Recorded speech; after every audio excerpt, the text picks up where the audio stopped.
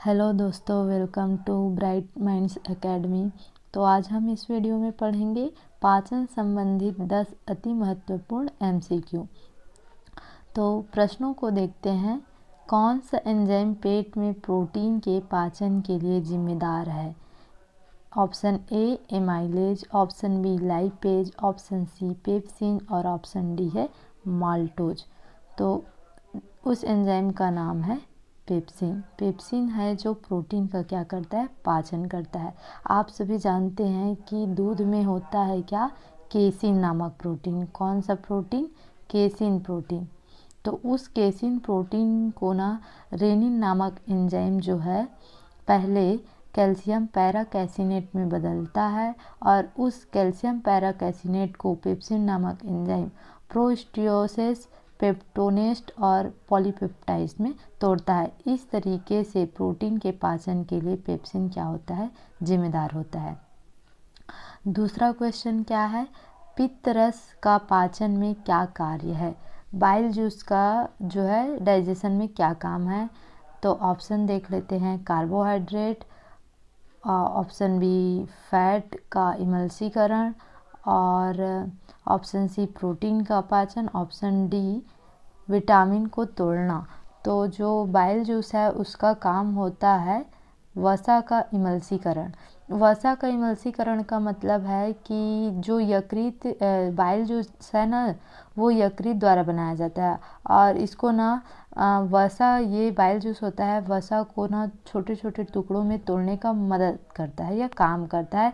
इसी को वसा का इमल्सीकरण कहते हैं। तो कार्बोहाइड्रेट का पाचन मुंह से स्टार्ट हो जाता है, प्रोटीन का पाचन अमाशय में होता है तथा वसा का पाचन जो होता है छोटी आंत में होता है। और किसके माध्यम से होता है? तो इसी बाइल जूस और फिर कुछ एंजाइम्स के माध्यम से होता है। तो इसका आंसर क्या होगा? वसा का इमल्सीकरण। तीसरा क्वेश्चन, शरीर में पोषक तत्वों का अधिकतम अवशोषण कहाँ पर होता है?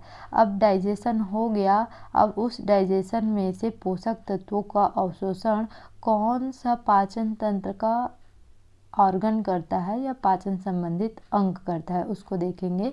ऑप्शन पहले देख लेते हैं। ऑप्शन ए पेट, ऑप्शन बी छोटी आंत, ऑप्शन बी बड़ी आंत, ऑप्शन डी यकृत। तो भोज्य पदार्थों में से शरीर में पोषक तत्वों का अधिकतम अवशोषण जो होता है वो होता है छोटी आंत में, हमारा जो स्मॉल इंटेस्टाइन होता है। यहीं पर वसा का भी क्या होता है, पाचन होता है। और पाचन होने के बाद जो है जो भी पोषक तत्व रहता है उसका अवशोषण कर लिया जाता है। फिर जो अपचे भोज्य पदार्थ रहता है उसको बड़ी आंत में पहुंचाया जाता है और बड़ी आंत में फिर से उसको रेक्टम के माध्यम से मल द्वार के द्वारा बाहर कर दिया जाता है। तो इस तरीके से पाचन की क्रियाविधि होती है। तो इसका सही आंत क्या होगा? छोटी आंत। अगर पूछा जाए पोषक तत्वों की अवशोषण कहाँ होती है, तो छोटी आंत में होती है। नेक्स्ट क्वेश्चन देखते हैं। कार्बोहाइड्रेट का पाचन कहाँ से शुरू होता है? तो ऑप्शन ए पेट, ऑप्शन बी छोटी आंत, ऑप्शन सी बड़ी आंत, ऑप्शन डी मुंह। तो कार्बोहाइड्रेट का जो पाचन है ना वो मुंह से ही स्टार्ट हो जाता है। जो लार में ना मौजूद होता है सलाइवरी एमाइलेज, वही क्या करते हैं, कार्बोहाइड्रेट को तोड़ने का कार्य शुरू कर देते हैं। तो डाइजेशन जो होता है इसमें देखिए दोस्तों, अलग अलग जो भोज्य पदार्थ है उसका पाचन अलग अलग अंगों के द्वारा होता है। हमने देखा कार्बोहाइड्रेट का पाचन मुंह में होता है, वहीं प्रोटीन का पाचन जो होता है हमारे अमाशय में होता है। कहाँ पर होता है? अमाशय में। उसके बाद देखिए वसा का जो पाचन होता है वो कहाँ पर होता है? छोटी आंत में होता है। तो इस तरीके से देख सकते हैं प्रोटीन जो होता है आपका अमाशय में, कार्बोहाइड्रेट मुंह में और वसा का पाचन कहाँ होता है? छोटी आंत में। और सबसे जल्दी पचने वाला भी भोज्य पदार्थ क्या है? कार्बोहाइड्रेट, उसके बाद प्रोटीन, उसके बाद लास्ट में वसा। तो नेक्स्ट क्वेश्चन देखते हैं। बड़ी आंत का मुख्य कार्य क्या है? अभी हम लोगों ने देखा छोटी आंत का कार्य, तो उसका काम था पोषक तत्वों का अवशोषण करना। तो बड़ी आंत का काम देख लेते हैं क्या है। ऑप्शन ए पोषक तत्वों का अवशोषण, तो ये तो ऑप्शन से बाहर हो जाएगा। ऑप्शन बी पानी का अवशोषण और मल का निर्माण। ऑप्शन सी प्रोटीन का पाचन, तो प्रोटीन का पाचन तो अमाशय करता है। ऑप्शन डी पित्त रस का उत्पादन, तो पित्त रस का उत्पादन जो होता है यकृत करता है, बाइल जूस का सिक्रेशन यकृत करता है।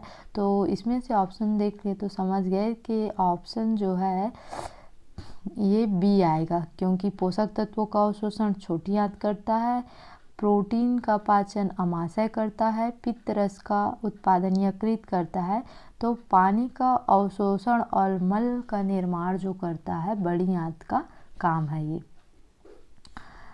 नेक्स्ट क्वेश्चन, पेट में कौन सा अम्ल पाचन में सहायता करता है।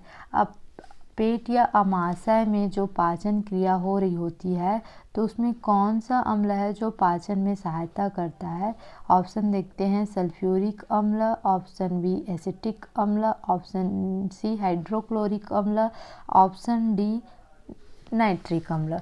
तो इसका सही आंसर होगा इसका हाइड्रोक्लोरिक अम्ल। HCl जो होता है यही जो है पाचन में सहायता करता है, और ये जो है हमारे अमाशय में उपस्थित जठर ग्रंथियों से इसका स्रावण होता है HCl का, और यही जब HCl का स्रावण होता है तो जो रेनिन नामक एंजाइम रहता है ना, वो पहले इनएक्टिव फॉर्म में प्रोरेनिन के रूप में रहता है, बाद में ये HCl के ही स्रावण से वो रेनिन बनता है, फिर आगे पाचन की क्रिया करता है। तो इसका सही आंसर होगा क्या, हाइड्रोक्लोरिक अम्ल। नेक्स्ट क्वेश्चन देखते हैं, अग्नाशय का पाचन में क्या कार्य है। तो हम सब जानते हैं कि अग्नाशय भी पाचन तंत्र का एक महत्वपूर्ण अंग है, तो इसका जो पाचन में काम क्या है। ऑप्शन देख लेते हैं, भोजन को संग्रहित करना, पाचक एंजाइम और इंसुलिन बनाना, पोषक तत्वों का अवशोषण करना और विषाक्त पदार्थों को छानना।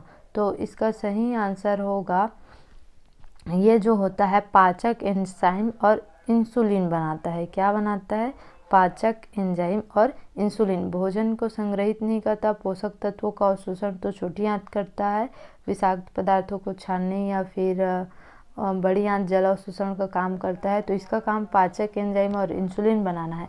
यही जो है इंसुलिन जो है अगर इसकी ब्लड में इसका लेवल कम ज़्यादा हो जाता है तो फिर क्या हो जाता है, डायबिटीज़ हो जाता है। तो ये था इसका काम। नेक्स्ट क्वेश्चन देखते हैं, पित्त रस का निर्माण कौन करता है। तो इसके बारे में मैं पहले भी बताई हूँ कि जो बाइल जूस है उसका स्रावण या सिक्रेशन कौन सा ऑर्गन के द्वारा किया जाता है। तो ना तो ये पेट के द्वारा होता है, ना ही ये किसके द्वारा होता है, अग्नाशय या पेनक्रियास के द्वारा होता है, ना ही ये छोटी आंत के द्वारा होता है। छोटी आंत का तो काम ही देख लिए थे कि ये जो है पोषक तत्वों को अवशोषण करने का काम करता है, और अग्नाशय जो है पाचक एंजाइम और इंसुलिन बनाने का काम करता है। तो यकृत जो होता है ना, लीवर जो होता है वो क्या करता है, ये बाइल जूस का क्या करता है, सिक्रेशन करता है। कई लोग बोलते हैं कि बाइल जूस का सिक्रेशन जो है या पित्त रस का स्रावण पित्ताशय में होता है। ऐसा नहीं है, पित्त रस का जो सिक्रेशन है या पित्त रस का निर्माण जो होता है यकृत के द्वारा होता है। उसके बाद नेक्स्ट क्वेश्चन है, छोटी आंत में विली का या विलाई का क्या कार्य होता है। हमारे छोटी आंत में ना एक उंगली नुमा प्रवर्ध होते हैं बहुत सारे, उस उंगली नुमा प्रवर्ध को विली बोलते हैं। तो इस विली का काम क्या रहता है। ऑप्शन देख लेते हैं, पोषक तत्वों का अवशोषण, ऑप्शन बी पाचक एंजाइम का अवशोषण, ऑप्शन सी भोजन को संग्रहित करना, ऑप्शन डी प्रोटीन को तोड़ना। तो पोषक तत्वों का ही अवशोषण करता है ये विलाई। इन छोटी आंत के इन विलाइयों के द्वारा ही पोषक तत्वों का अवशोषण किया जाता है। नेक्स्ट क्वेश्चन देख लेते हैं, कौन सा अंग भोजन को श्वास नली में जाने से रोकता है। देखिए हमारा जो मुंह श्वास नली और जो आहार नली है उन दोनों को बंद करने के लिए एक फ्लैप नुमा स्ट्रक्चर पाया जाता है, जो कि जब हम भोजन कर रहे होते हैं उस वक्त क्या करता है, श्वास नली में भोजन को जाने से रोकता है। कभी कभी आप लोग देखे होंगे कि अचानक मुंह से खाते वक्त बात वगैरह करते हैं या कुछ और, तो नाक की ओर चढ़ जाता है। तो उसी को रोकने का काम जो करता है, कौन सा करता है? ऑप्शन ए ग्रसनी या oesophagus, option B epiglottis, option C trachea या ऑप्शन डी फेरिंक्स या ग्रसिका। तो ये जो होता है ये करता है क्या? एपिग्लॉटिस। एपिग्लॉटिस ही है जो कि भोजन को विंड पाइप में जाने से रोकता है, वो फूड पाइप में जाने देता है। तो ये हो गया पाचन संबंधी सभी जो है ऑर्गन के फंक्शन की, कौन सा ऑर्गन कौन से काम को करता है। आप सभी इस MCQ के माध्यम से समझ गए होंगे। अगर कुछ डाउट होगा तो कमेंट्स करके पूछिए और आंसर बताइए कि जो हमारा कमेंट करके बताना कि हमारे जठर रस जो जठर ग्रंथि होता है उस वो कितने प्रकार की कोशिकाओं का बना होता है, और कौन सी कोशिका से HCl का निर्माण होता है और कौन सी कोशिका से एंजाइम